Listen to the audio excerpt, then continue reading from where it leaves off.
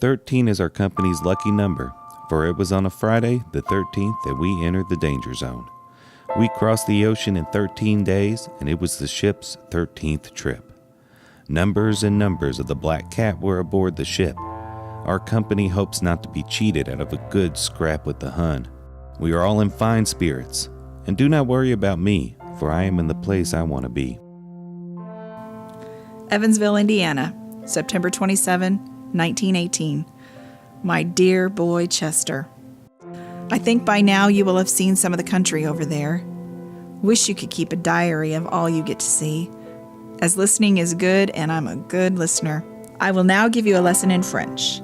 These words are pronounced as I have them written. If you want to say I love you, you say je vous aime. You are beautiful, vous êtes très beau. With a bushel of love to our boy from Mother and Dad.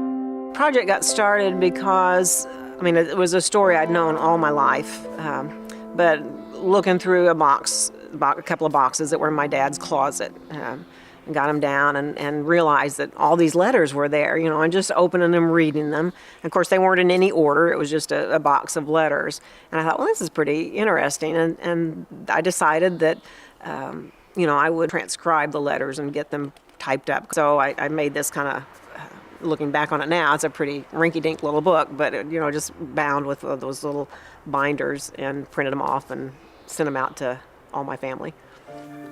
The relationship between a mother and her son in the Army creeped into Nancy Hastings' life and in some ways became an obsession. This native of southwestern Indiana began researching deeper into what happened both on the home front with her great-grandmother Gertrude Schulz and the various stages of prepping for war that her great-uncle, Chester, was confronting.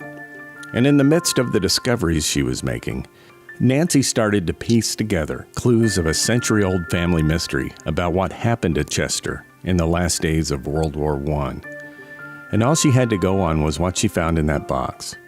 But the logistics of it all were going to take some digging around.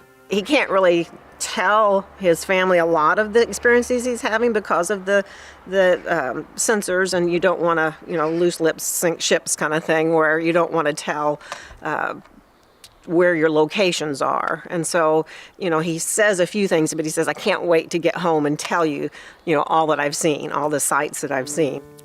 Steve Berger of NPR affiliate WNIN picked up on Nancy's story back in 2008. He aired a few stories over the years, and with the approaching of the 100th anniversary of the end of the war, he and Nancy organized a trip to France to trace Chester's steps. So armed with a newer version of her book, published in 2018, Nancy, her sister Ann Stevenson, along with radio and video production personnel, boarded a plane bound for Paris. A pleasant good morning, ladies and gentlemen. Delta Airlines would like to be the first to welcome you to Paris, France, where the local time is 8:12 a.m. Something else was tucked away with them. A brass plaque bearing Chester's name, to possibly be included on a monument near Sedan in northeastern France. Based on a discovery on a trip there in 2014 where Nancy discovered that his name was missing from a 1st Division monument. Plus, a last-minute discovery diverted the party to Musadon in the southwestern part of the country. A contact with a local historian who knew something of where Chester trained before heading to the front lines. That contact was with Ludovic Shishania, a museum director in Musadon, and it piqued Nancy's interest. We met Shishania with local translator Christian Tildemont at the train station in Musadon, where Chester is said to have arrived. Donc, et en fait, c'est une gare assez importante puisqu'on était sur un nœud ferroviaire. Donc, il y a plusieurs lignes de train qui se croisent ici, d'où le fait que la gare était une gare assez importante. Somewhere in France, September 27th, 1918. Dear Mother and Dad, we are billeted in the stable of an old Frenchman who has 3 daughters in the Red Cross and 2 sons in the service. He is a fine old man and treats Chintrup and I just fine. I only wish we could talk to him. We try to make each other understand, but don't get very far. They live on grapes, black bread, wine, and mushrooms. There is one thing I don't understand. They have blackberries here so thick you can't make an impression on them, and they are drying on the bushes that they think they are poison. Believe me, we boys sure make use of them. We have blackberries stewed and in cobblers 3 times a day. Sauf que, évidemment, jusqu'à aujourd'hui, les propriétaires ont changé, et donc pour retrouver où ça correspond, c'est pas possible. Enfin, c'est compliqué. Mais ce qu'il y a de bien, c'est que dans ces guinous, il y a 3 fermes, et on avait 3 noms. Donc on est sûr que les 3 fermes... In Seguinou, we have only 3 farms, and we have 3 names. Oh, so okay. we are sure Okay. that at least American soldiers We're in these barns, yes. Avec 2 compagnies, donc en gros une vingtaine d'hommes. so around 20 people. Yes. Yeah. Donc Yes. on enlève celles qui sont au-dessus ou en dessous. We remove the ones who are more Had or officers less. or more, yes. And so there were only like 30, yeah, or so. Ensuite, on nous dit que c'était un vieux monsieur qui l'a accueilli. Then you told that it was an old man. Yes. Et donc souvent, on dit le nom de famille, par exemple, Seyan, veuve. So, widow. That's This how- was No. Seyan, widow.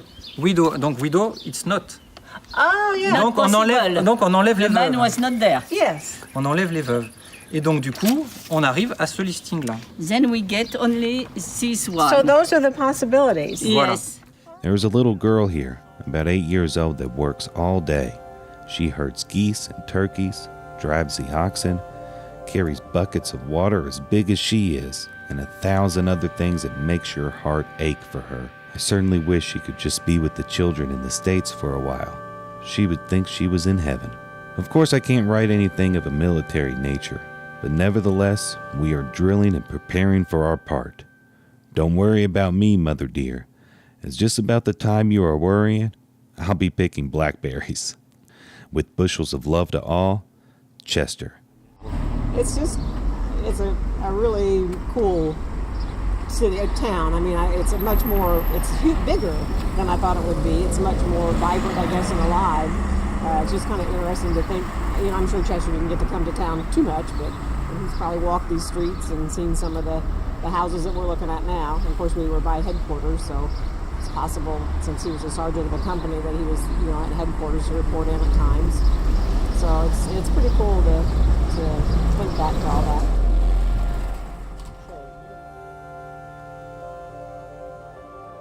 Dear Mother and Dad, I haven't done any drilling to amount to much today, just kind of starting in easy.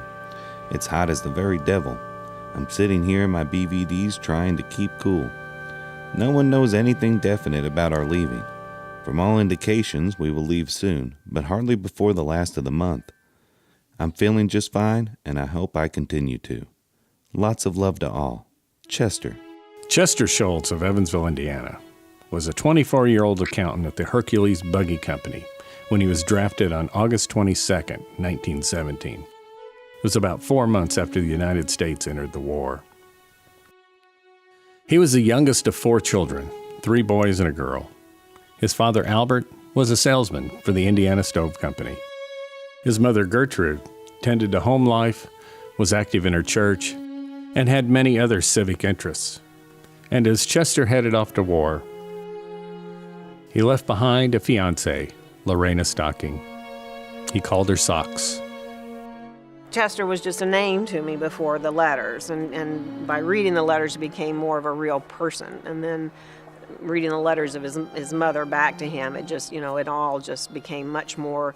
And I laughingly say Chester's as real to me as you are. It's kind of like, it's almost like I know him, and he died 100 years ago. So, it is, it became very personal to me, and very much just a knowledge of kind of some of their inner thoughts because of these letters and their feelings back and forth. We'd know more about Lorena, or Socks as he called her, if we had his letters to her, because you can get a sense of that, just the couple of little snippets when they wrote that one group letter, and she writes to Chester. We do have that little part kind of their relationship, but that's about it. Hi, Dutchman. Can't afford to leave my John Henry out of this, but I'll write my usual tonight, and haven't quite enough news for both. Say I can have the next dance. Your own, Socks.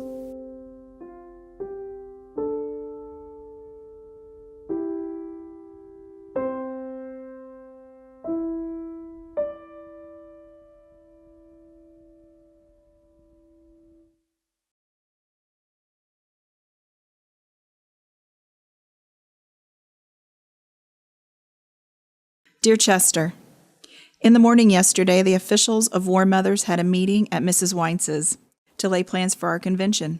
In 1917, Mrs. A.J. Schulz, she went to see her son at Camp Taylor.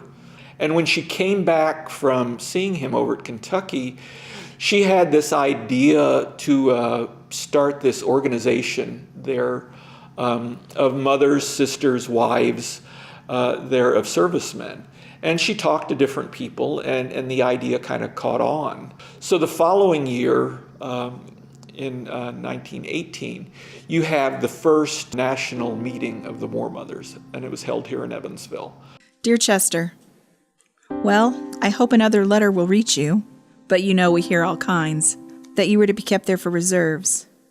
Well, if it's so, I'll okay. If it isn't, we take what comes. Dad and I will run to Lillian's tomorrow and stay over Sunday, as during the week I have so much to do for convention. The War Mothers Convention in Evansville in 1918 would have been something that would have been on all the national news networks if it happened today. It was just that big of an event. The entire week would have been on the news. She must have been a pretty much of a go-getter kind of a woman, because to have done the thing with the War Mothers, to have been the acting national president, to have organized that, she had to be kind of a go-getter. And in some of her papers, there was some information about, I think Evansville was looking toward hiring a city manager, and she had some paperwork where she had done some inquiries to other states for that. So, I think she was probably a pretty strong woman. Ladies, with great pleasure, I greet you and welcome you here.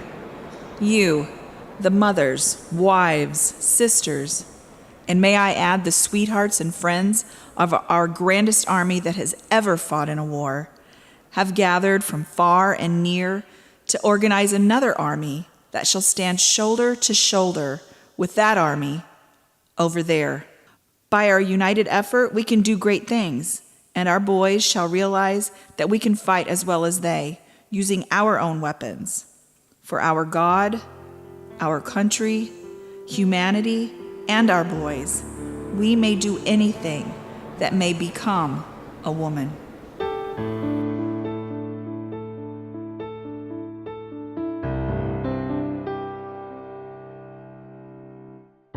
Have, I think, 20-something states people show up here in Evansville. And I mean, and it shows how, in less than a year, this local woman with her idea there, how far this had already gone. Mrs. Schulz saw this need there for the servicemen's families. Things, later on that either the military did, Red Cross, other people there. At the time, that wasn't set up like it is to this point. So now we're a big army over here, and standing behind the grand army over there. We'll do everything we can to help win this war and back our boys. At noon hour, we all marched in a parade, we all carrying flags. Schools were all let out for it. Everybody cheered us, and your mother marched like a soldier. Mrs. Gertrude Schulz, Evansville, President of War Mothers of America, September 22nd. A splendid example of patience and bravery which American mothers have set for their sons is a tremendous inspiration to the American Expeditionary Forces. In the name of these troops, I thank you for a message which assures us of the courageous spirit. Pershing. The 84th Division was pretty much all southern Indiana and southern Illinois, the counties. They tried to kind of keep them together. So it was a lot of people he knew probably before he even joined up. And then he'd been with these same guys all through the training at Camp Zachary Taylor. So, it would have been almost like a fraternity. Dear Chester, by the letter Dick S. sent to his mother from His Majesty, I see on the outside AEF France. I expect by this time you were there. Hurrah for our boys over there. They sure are giving it to the Hun. With a bushel of love to our boy, from Mother and Dad. He's not gotten any letters. Finally he got one letter on his birthday, which was October the 6th. But all of these letters that we have that his mom mostly had written to him, and I'm sure his fiance had written ones as well, were just not catching up with him because, of course, again, it's that instant communication we're used to, but then it was a slow boat to China kind of sort of thing where the mail just took forever to get there. Dear Chester, I know it's impossible to send you a birthday gift, as it would not reach you in time. But remember, I'll think of you on that day and sorry that I couldn't reach you in time to send to my baby boy, but a manly man that I'm very proud of.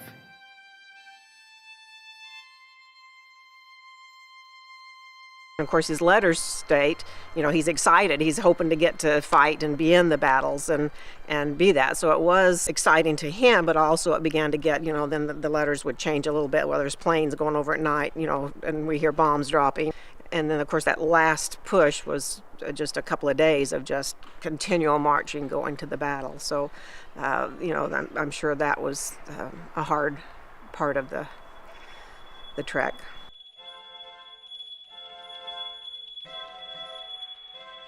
We know that on the last week or so of his life, where he was pretty much day by day from the history books and the maps that we have, and we can pretty much follow pretty much day by day and somewhat hour by hour exactly where he was along this path from Ston up to Chevauche.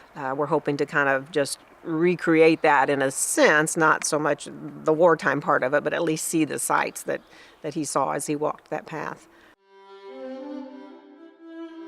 Dear Mother and Dad, I am now located with a new outfit.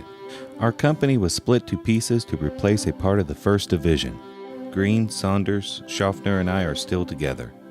The 1st Division was the first to arrive in France and have gone through some of the hardest fighting. They have made a name for themselves that will go down in history. We are hoping to get a chance to help them maintain the name and also make a little more history of the kind they have made. When he got transferred into the 1st Division, there were a couple of different divisions that he was supposed to go to. Well, he didn't. He got into the 1st Division, but the paperwork showed another place, so the mail would have gone to that other place. So, there's one reason none of the mail caught up with him, because of just the little paperwork errors.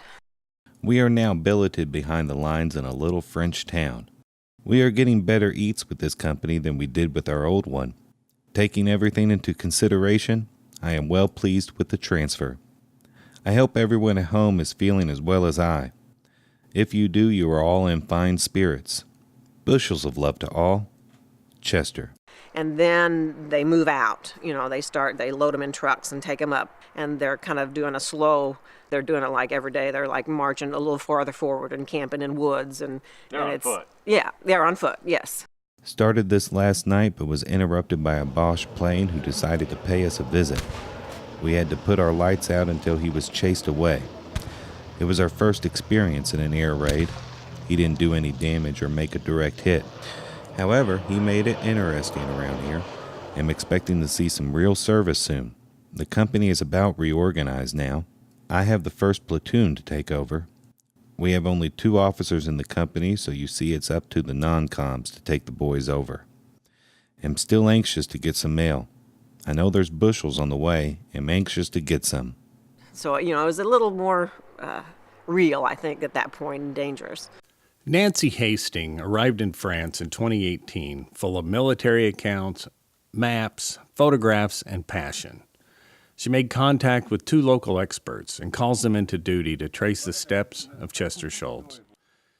Richard Tucker runs a service called Tucker Tours, giving military history excursions around the area of Sedan. Christopher Sims retired after more than 40 years with the American Battlefield Monuments Commission, the organization which maintains American cemeteries and monuments in Europe from both world wars. In the backyard of a bed and breakfast in Sedan, Richard, Christopher, and Nancy lay out their plans and discuss strategy to find Chester's footsteps. Well, on the last day, there's a big push to take Sedan because there's a huge rail yard here, a railroad, and if they can get that, they've kind of got control of the whole area. And so that's why the Germans were holding it so strongly.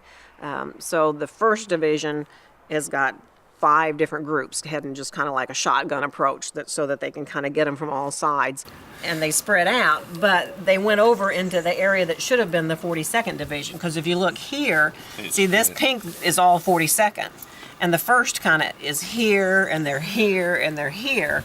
They kind of went out of their boundaries, which they were given orders that they weren't supposed to pay any attention to boundaries. And there's a lot of confusion even among the Americans because they're normally their divisions have boundaries that they keep within, and they had an order that said no boundaries, just go for it. But it was kind of a miscommunication and all of that. So the 1st Division kind of gets mixed up with the 42nd Division, and there's confusion as they're heading toward the battle. But it was a really hard push. Mm-hmm. But they kind of, I think, went a little over and above board and kind of went too far that way because they were getting into the French, because the French were over here.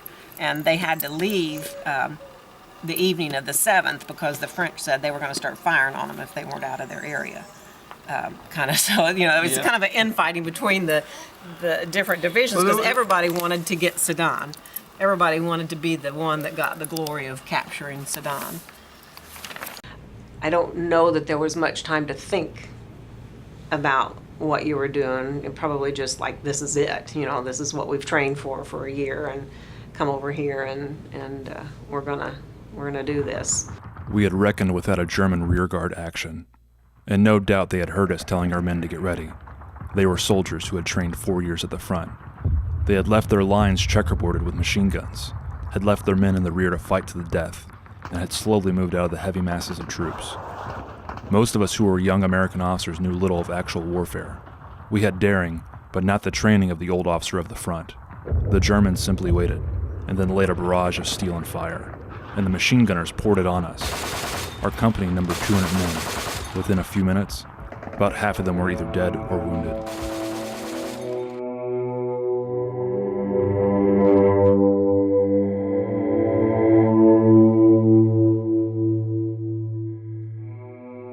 This is coming from Chehiri. This is the first intersection that takes you down into Chevauche. Over there, and this way is up to Sedan. But I don't think that would be, even though the tree looks fairly similar. Yeah. I mean, this branch on this side does. I'm not seeing the double branch here. Mm-hmm. It may just 90 years, 100 years later, I'm not sure you could compare the branches. I don't think you can do that. The cemetery had to be about where that circle is. For me, the question is, there's 8 or 9 people who would have been, 4 or 5 that are in a line together and then others dotted around. Yes. My assumption is they've grouped those with others somewhere else. And this must be a road coming in, it must be one of these, if it's this area. Or it's just somewhere else. But if it's this road coming in, and this were right here, the sign would say Sedan that way, Chehiri that way, which would make sense. But that would mean that this cemetery is on the other side of the road. Yeah. On this side of the road? It must be, because if it's turned right we're coming like this. So those graves must be on the east side of the D977, whatever it is. So it can't be that.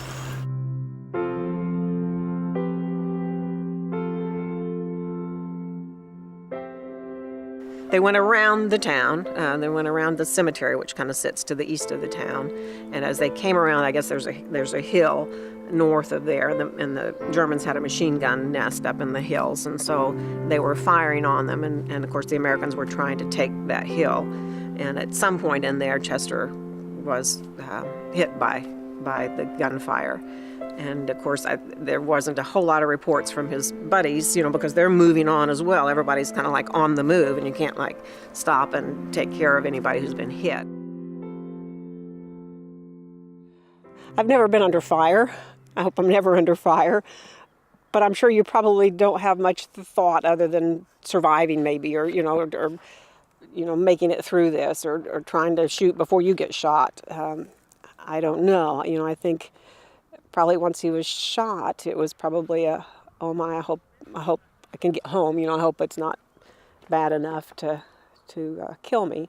But I think he died fairly quickly because of where he's buried. He didn't survive long enough to be taken back to a hospital. Well, when Chester Schulz was killed on the 7th of November near Chevauche, there was a burial party that would initially have hastily buried the remains and moved forward with the troops towards Sedan.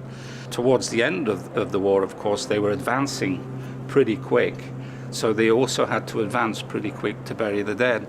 And in some cases, well, there are cases that these guys were also killed in action while tending to the dead. Between 7 November and the armistice, with all the rain that was coming down, some of the remains may have been uncovered by the rain.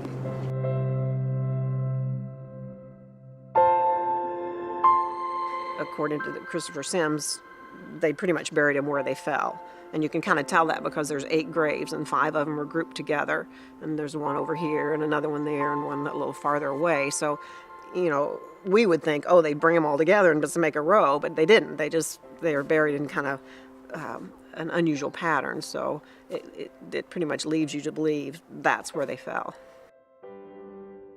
Finally, after months of emailing back and forth, finally meeting in person in that backyard in Sedan, driving around the countryside, holding up pictures to see if they match the landscapes, and a whole lot of soul-searching. Richard, Christopher, and Nancy settle on a site that they think is very close to where Chester took his final steps. Just a few hundred meters outside the now idyllic village of Chevauche. Yes. Because it bends to the left, then it bends around to the left, bends around. Well, I mean, if they got here and they went to ground, the bullets are still going to be hitting them, aren't they?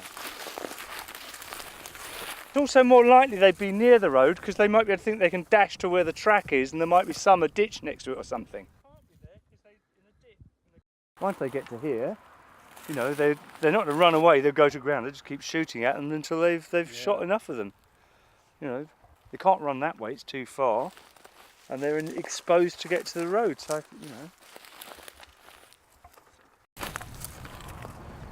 Well, I'm going to say this is where... Yeah.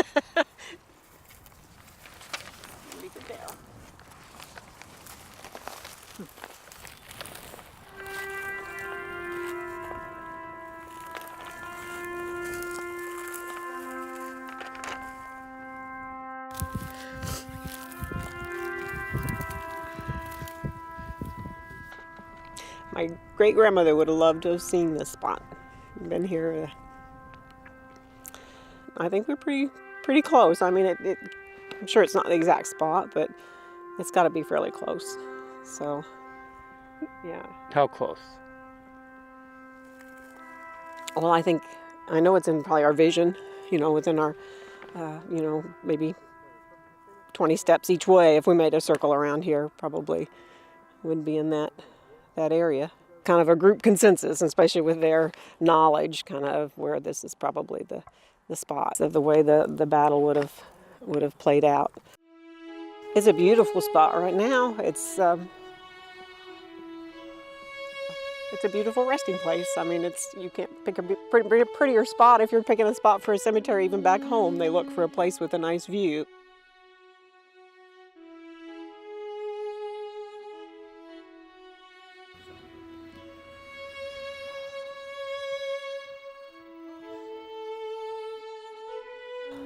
He had a good place.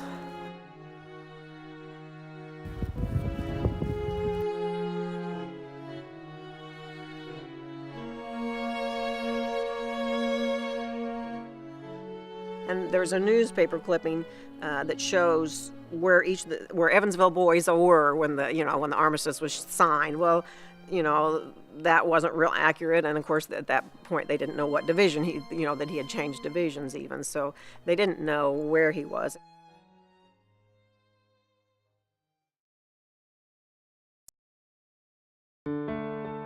November 11, 1918, 5 a.m. Dear Chester, while the whistles are shrieking and blowing and the bells of peace on earth are ringing, the air out is crisp, the sky is clear, while the message is speeding throughout the world that God reigns. Humanity bows in humble prayer of thanksgiving and rejoices that the world is made better, though the cost is great. At 3:30 this a.m., Mr. Stocking roused us from our slumbers as he was returning from the courier office. He shouted aloud, "The war is over! An armistice is signed!" Dad went downstairs and woke Ray to tell him the good news. Then he called up Lillian all before 4 o'clock. But they could afford to lose some sleep with such joyful news. Now, dear Czech, let us hear from you at once, so we know that you are safe. Then our cup of joy will be filled with loads and loads of love. A happy Thanksgiving and a joyful Xmas from Mother and Dad.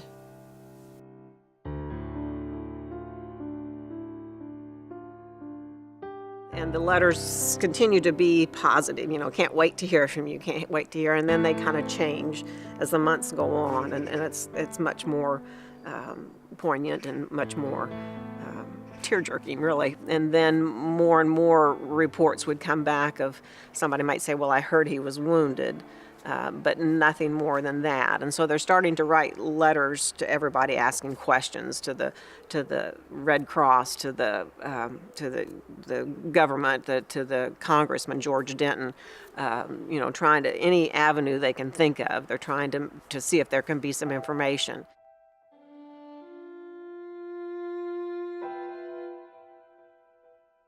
Will you, upon receiving this, cable the following information? If he is still living and improving, cable living, improving. If he has died of his wounds, cable died, wounds. Follow with a letter giving us some details.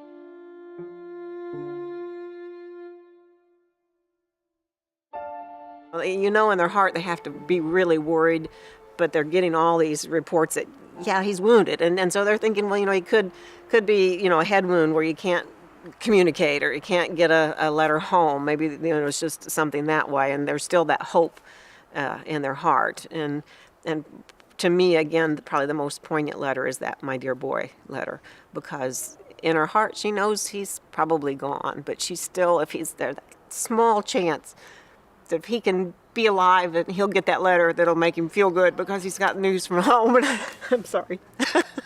That's pretty sad 100 years later. Dear Chester, my dear boy, 3 months since this terrible war is over, and as yet haven't heard one word as to your whereabouts or your health. Not a word written by you since October 23rd, and to Lorena, 27th of October. I know God is caring for you and answer not only to my prayers, but many, many more. But oh, how I yearn to get one line written by you. Many of the boys are home and still coming, but none know a word about you. I've written to every corner of France, but no information whatever. So if this message should chance to reach you, try to send us a cable. I've asked everyone I've written to, but none so far. If General Pershing can help you out, appeal to him. I know he's a friend to all you boys, but hope someone, wherever you are located, will let us know. Dad and I are holding the old fort, or at least I am, with Nellie as my guard. As Dad has been on the road again since the first of the year, I wouldn't leave the old fort, as I'm daily expecting to hear something of you. Now, my dear boy, I hope you're getting along okay, and that God will bless you and keep you until you reach the shores of home. Let us hear with all the love that can come from a mother and father's heart. Sad. I mean, it's still just so poignant to me 100 years later. It's been 4 months, and you got to know at some point something's desperately wrong. But hoping that you're wrong, and there's a miracle going to happen, that he'll still be there.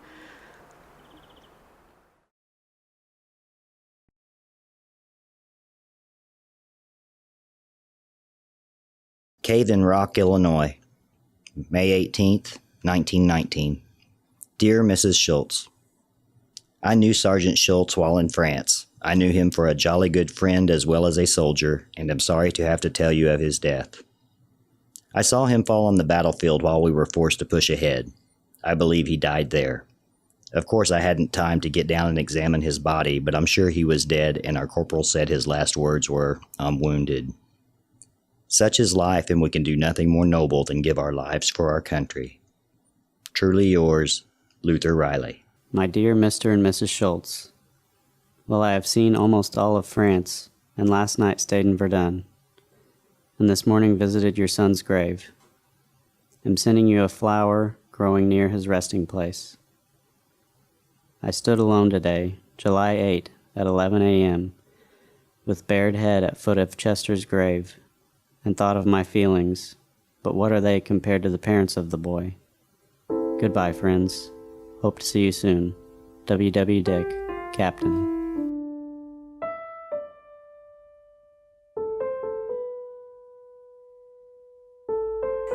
It was recorded, and he had dog tags, and so the grave was marked with his name, but he had inadvertently been left off of the list from the 1st Division in the Company K. When you look at the roster, his friends were listed in that list, but Chester's name was dropped. And so when they're checking the list, you know, whenever the battle's over and the company rejoins itself and they're checking, okay, you're here, you're here, you're here, there was no name for Chester. And, you know, he wasn't missed, you know, and you can imagine the job it was to do all that by hand, to keep all of these records and keep track of these thousands and thousands of men, you know, from all different parts of the country that are in all different parts of France.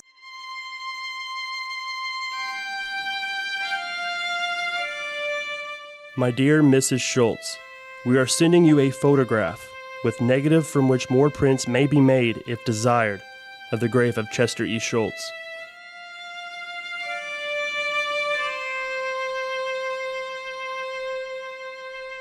In the case of Chester Schulz, it was the American Legion that sent the photograph of his temporary gravesite at Cliton. It was the general idea that they would bury all the dead, but General Pershing had this idea, and he persisted, that the units where they were serving, and if they were killed in action, that there was a burial party from that unit that would bury the remains. And that is why it was hastily done, and then after the war they would disinter and properly embalm and bury the dead. We deeply grieve over the loss of our dear son. The War Department has promised to send the remains home to those who so wished. I'm looking forward to the time when his remains will be sent to us, where we have a beautiful cemetery.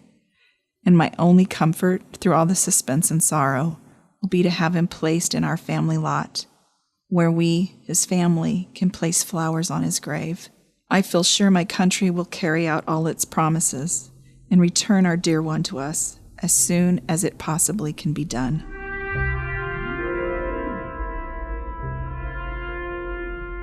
It was about 3 to 5 months later, I'm not sure of the exact date, that they dug him up and put him in a larger cemetery where they kind of grouped all of the small cemeteries that were around there. And then in 1921, when they were finally, and it was just like, 3 years later, they're finally going to either ship them back home or put them in the Meuse-Argonne cemetery. They had several extremely large cemeteries. So they would either be put there, or if the family requested, they were sent back home. And his family, of course, wanted him to come home so they could put flowers on his grave and honor him that way. So in 1921, he was dug up the second time and shipped then back to the States. And they were able to have a funeral and actually bury him. And he's buried in Oak Hill Cemetery. His dad died in November of 20, and his body didn't arrive home until March of 21. So his mom is left alone to do the burial and, really get Chester home. So that had to be extra sad for her as well. in 1921. His remains were classified as being returned to the States. They would have left the station here at Stenay to the morgue of the port of Calais, waiting for their last trip back to the U.S. Nancy and her party found their way to the town of Stenay, where many American soldiers' bodies, including Chester's, were put on a train and taken on their first leg of the long voyage home. So that was pretty accurate. Philippe Boazard now lives in what used to be the main building of the station. He graciously gave access to the grounds. This is called the military platform, and they probably would have left from here, from the military quay. A ceremony was held by the French chasseurs aux pieds, where the barracks were close by. They actually saluted, and during the ceremony, the farewell at Stenay, as it is called, of all the troops that were disinterred from Litane.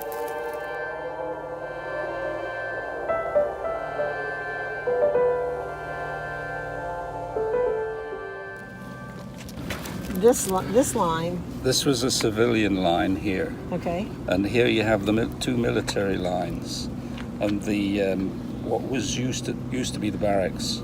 So it would have just been a short walk to the platform to come to salute. Wow. And they would have, left on this, as he says, this is the military platform. So that would take them up, down, and join the main line. C'est vous qui me l'avez appris, autrement je savais pas. No, he says before I told him he knew nothing about what had happened here. C'est bien de leur rendre hommage, ces gens qui sont venus en France pour nous aider. Yeah, hein? He says he's pleased to be able to honor what happened here, and also thanking the American troops, what they did to liberate their country. Walking the tracks there, thinking Chester's coffin went down those tracks as he's made his way back home. So it's kind of cool. After figuring out a century-old family mystery and placing flowers where Nancy and her confidants agree Chester was killed, the trip could easily be deemed a success. But she had one more thing to do. They sent the plaque over in October of 17, so it was over there first part of the winter, and they were supposed to get it put on. And we had emails saying, oh, they're going to do it, in March. Oh, they're going to do it in April. Oh, they've got to wait till it warms up a little bit. It'll be in May. And so we just kept thinking it was going to be put there, and Steve was trying to find a videographer to be there to actually videotape them while they did it. And so we were just kind of saddened that it didn't get in place. We have 11 monuments, 6 from World War I and 5 from World War II. The purpose of the board is to, first of all, oversee the maintenance of the monuments.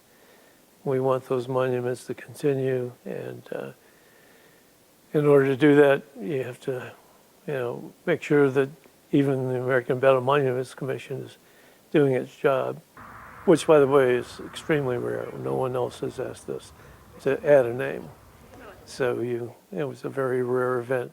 And actually, they had made a second plaque to send to me when they made the plaque for the monument. So when we were ready to go to France, the plaque was not there on the monument, and we didn't know what really we would do, because that was one of the things we really wanted to see. So I carried that bronze plaque in my suitcase all the way over there, thinking we could just fake it and kind of put it there. Filme-tout, hein.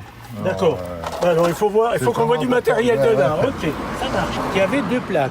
C'était plus une plaque. It was told that it was supposed to be 2 pieces. No. Non, c'est une seule. The second plaque is exactly like this. La deuxième exactement la même.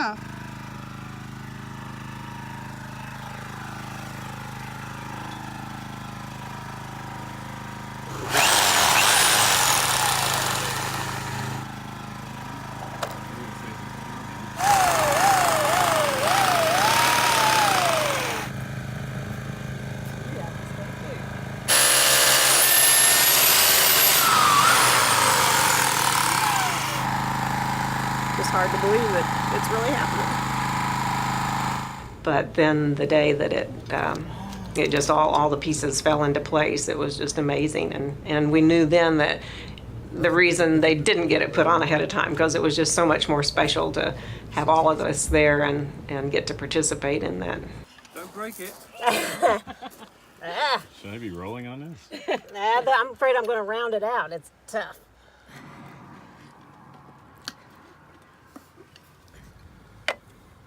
That's good. C'est bon. Yeah. Yes. Merci.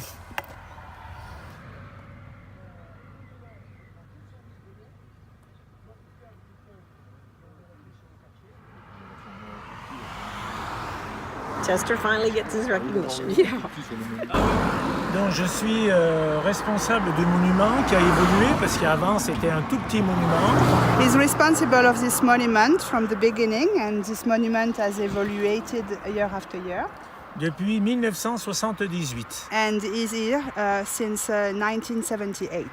Oh wow! Wow. Et je tiens aujourd'hui à vous remercier pour penser à ces pauvres gens qui ont donné la vie pour qu'aujourd'hui on soit français et qu'on soit dans une démocratie la plus pure possible. He wanted to give a special thanks to you because that's a signal of a big thanks for the people who came and gave their life for saving France and the rest of Europe.